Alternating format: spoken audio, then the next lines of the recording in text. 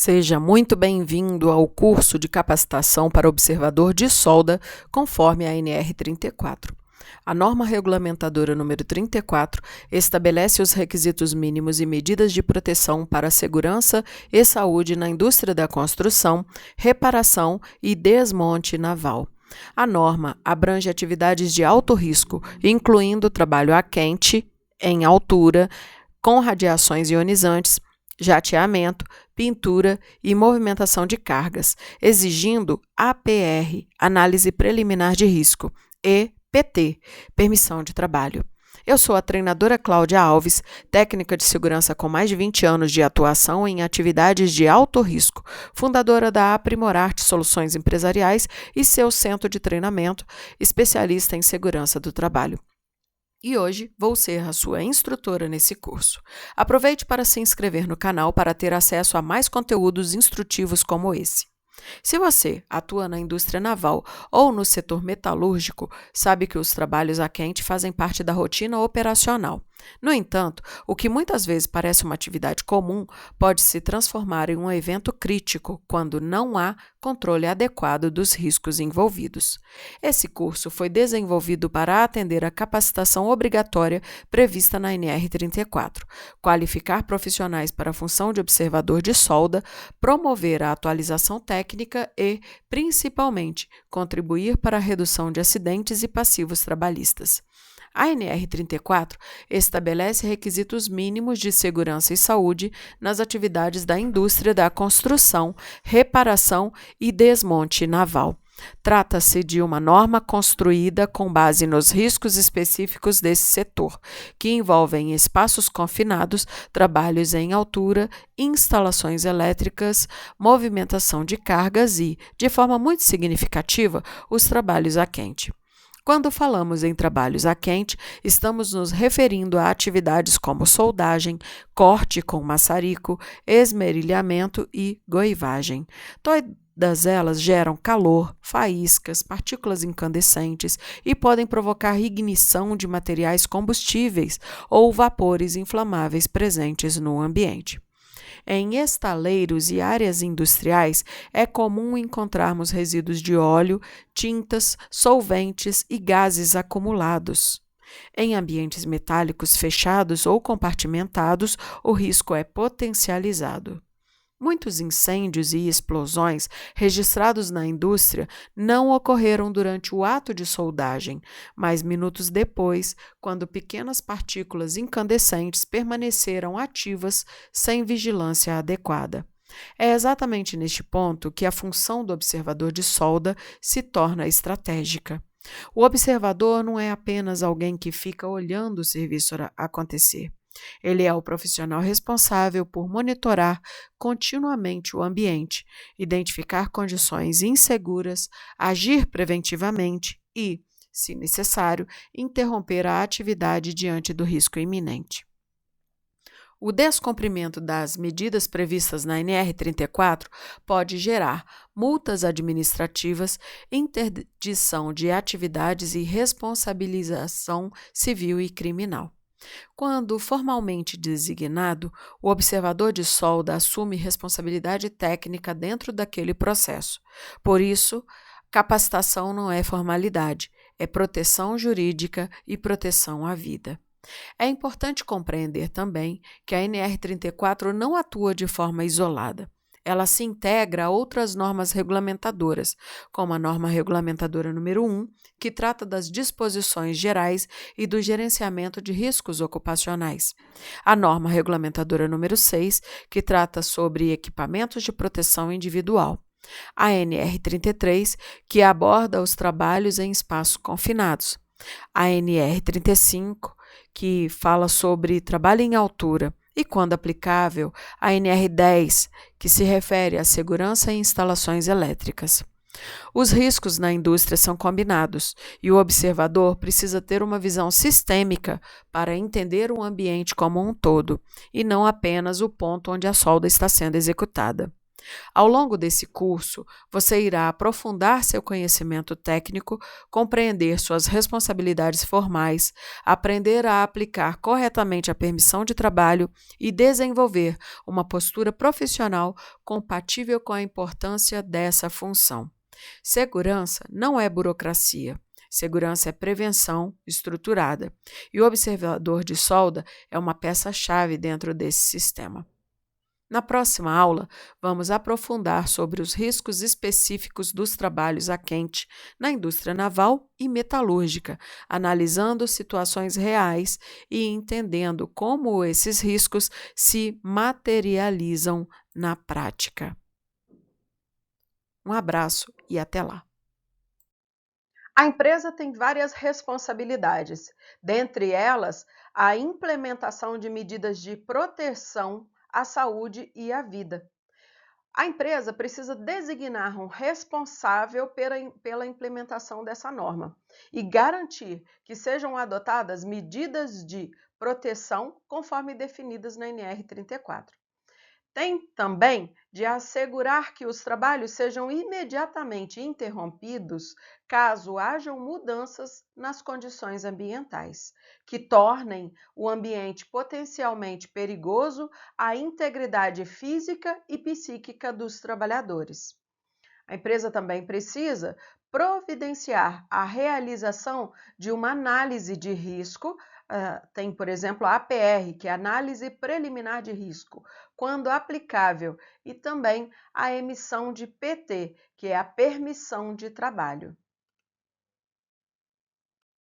A norma também orienta que sejam realizadas reuniões antes das atividades, antes do início das atividades operacionais. Um exemplo desse é o DDS, que é o Diálogo Diário de Segurança, contemplando as atividades que vão ser desenvolvidas, o processo de trabalho, os riscos e as medidas de proteção, consignando o tema tratado em um documento. Esse documento precisa ser registrado, assinado pelos trabalhadores e arquivado juntamente com a lista de presença. Também precisa garantir aos trabalhadores informações atualizadas sobre os riscos da atividade que vai ser realizada e as medidas de controle que estão sendo adotadas e as possíveis providências necessárias para acompanhar o cumprimento das medidas de proteção estabelecidas pelas normas regulamentadoras e pela empresa. O empregador deve garantir que haja condição para que os trabalhadores possam colaborar com a implementação de medidas previstas na norma, bem como possam interromper imediatamente o seu trabalho com informação ao seu superior hierárquico, caso alguma das atividades traga risco à sua integridade física e psíquica e a outros trabalhadores. Também deve ser realizado um programa de capacitação, compreendendo um treinamento admissional e o treinamento periódico sempre que ocorrer alguma das situações, como mudança nos procedimentos e condições ou operação de trabalho, algum evento que indique a necessidade de um novo treinamento ou em caso de acidente grave ou fatal.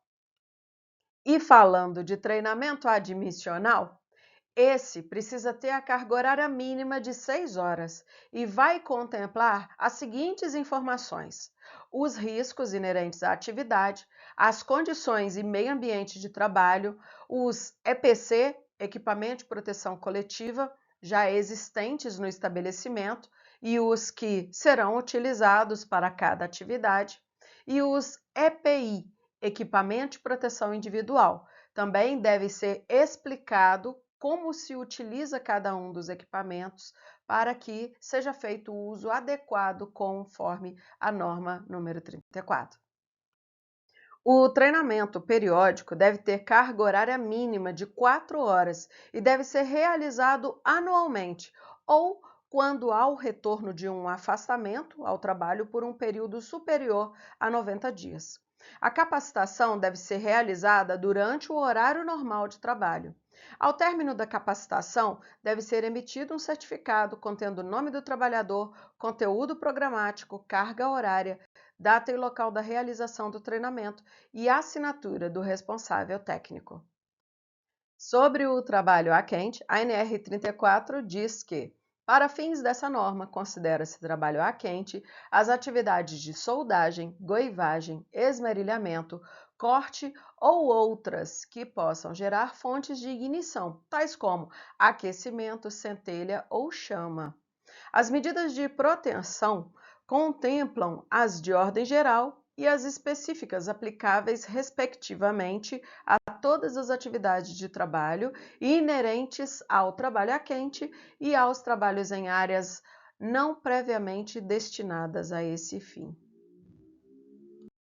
E, efetivamente, quais são os trabalhos a quente? São os trabalhos que envolvem o uso de chama ou que podem abrir centelhas, gerar calor. Quais são os mais conhecidos?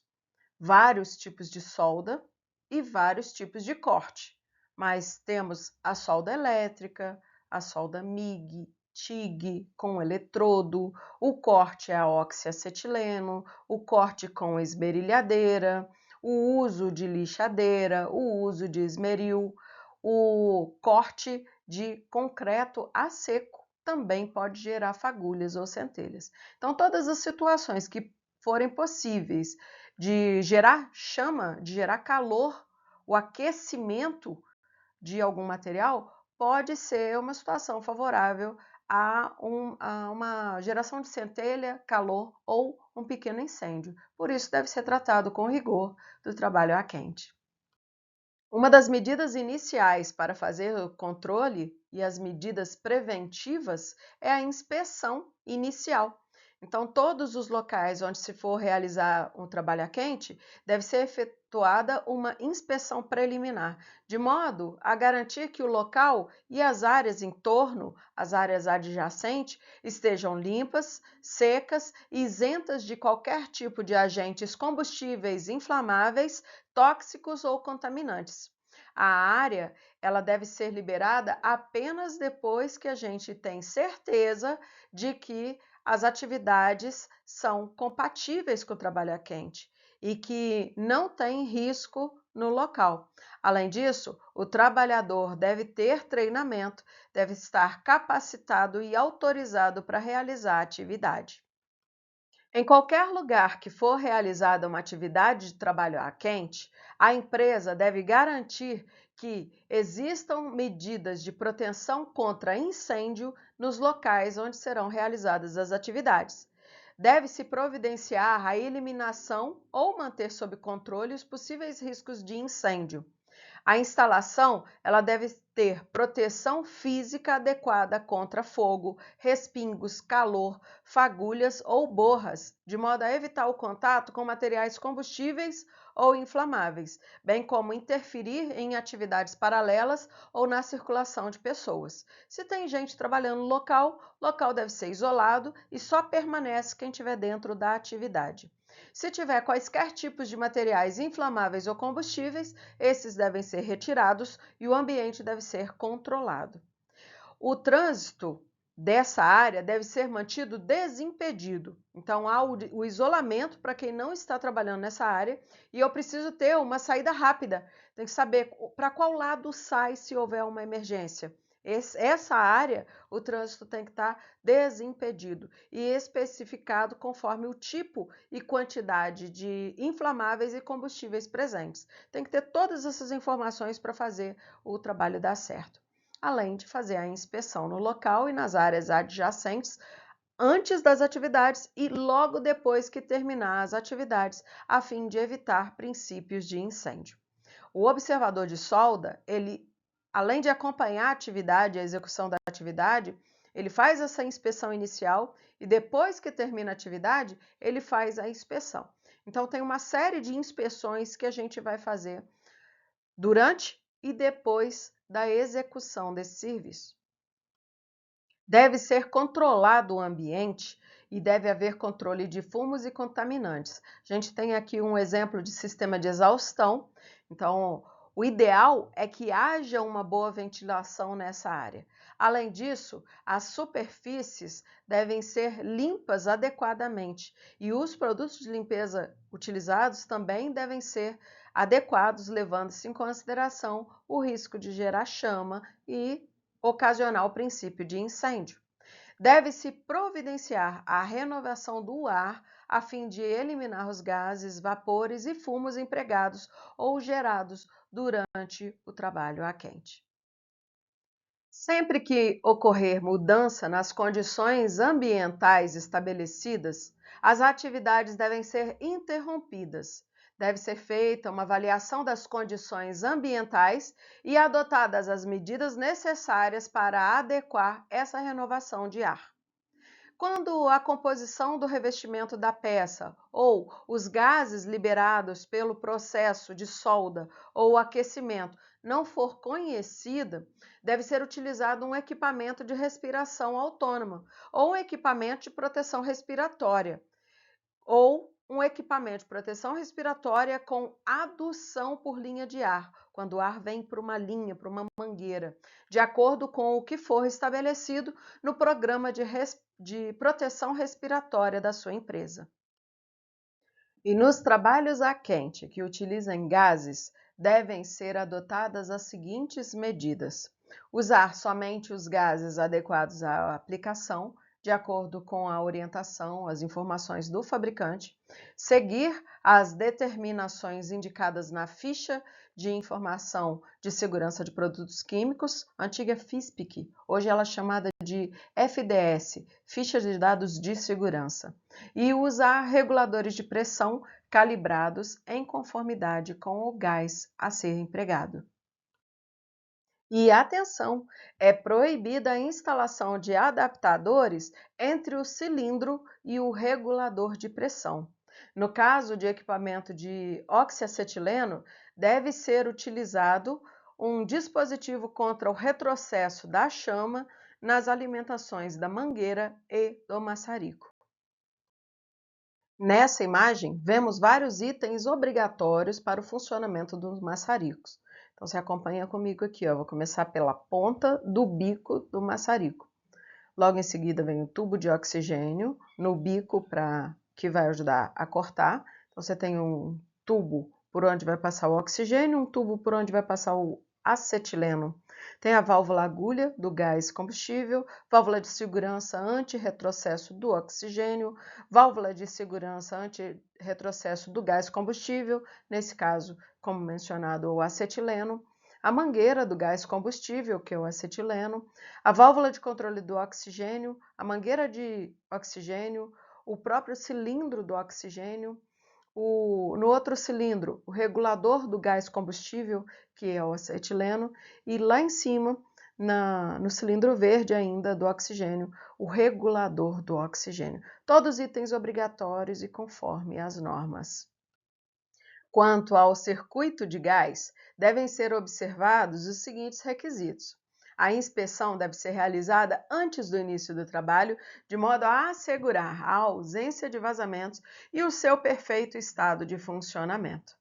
Também é importante que a manutenção seja realizada com a periodicidade estabelecida no procedimento da empresa, conforme as especificações técnicas do fabricante ou do fornecedor. E somente é permitido emendar mangueiras por meio de uso de um conector, em conformidade com as especificações técnicas do fornecedor ou do fabricante.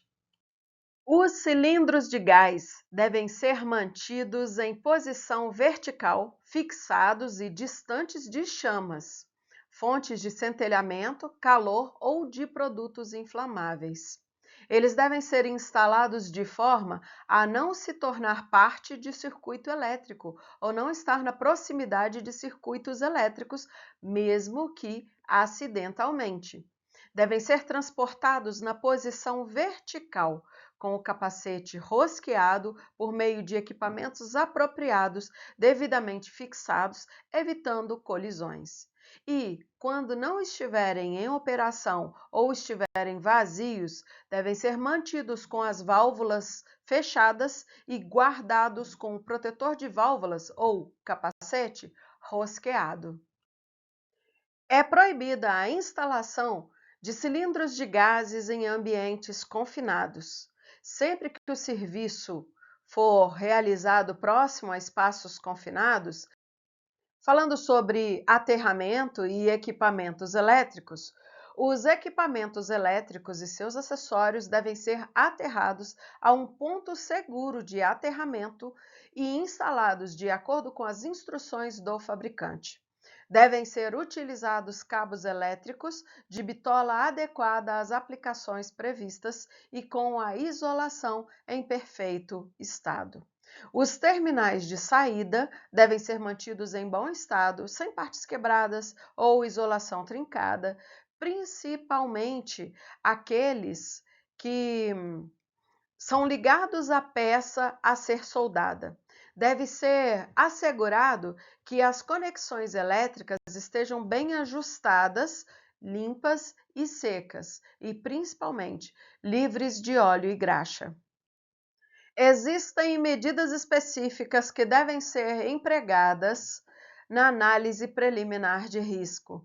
Essas medidas devem determinar as medidas de controle, definir o raio de abrangência, sinalizar e isolar a área e avaliar a necessidade de vigilância especial contra incêndios, a presença de um observador e de um sistema de alarme, além de outras providências que forem necessárias e adequadas.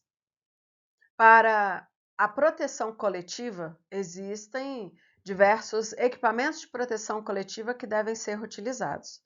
Então, pensando em proteger as pessoas ao redor em um ambiente onde há radiação e respingos, pode ser utilizados biombos de material não inflamável ou cortinas próprias, como essa vermelha aqui na ilustração. Cortinas próprias para essa utilização. As cortinas vêm ganhando espaço na indústria pelo fato delas favorecerem a visibilidade do trabalho realizado sem afetar a saúde visual das pessoas próximas. As suas cores elas podem variar conforme a aplicação e conforme o serviço. Essas cortinas são fáceis de adquirir em qualquer loja virtual, como o Mercado Livre, Magazine Luiza e outras, e os valores são bem acessíveis, levando-se em consideração a proteção da saúde e a integridade física do trabalhador e das pessoas em torno. Fico muito feliz que você tenha chegado até este momento do seu curso de capacitação para observador de solda conforme a NR34. A partir da próxima aula, ou dos próximos módulos, veremos outros requisitos e outras atividades que, por serem realizadas em conjunto ou nas adjacências, podem gerar outros riscos.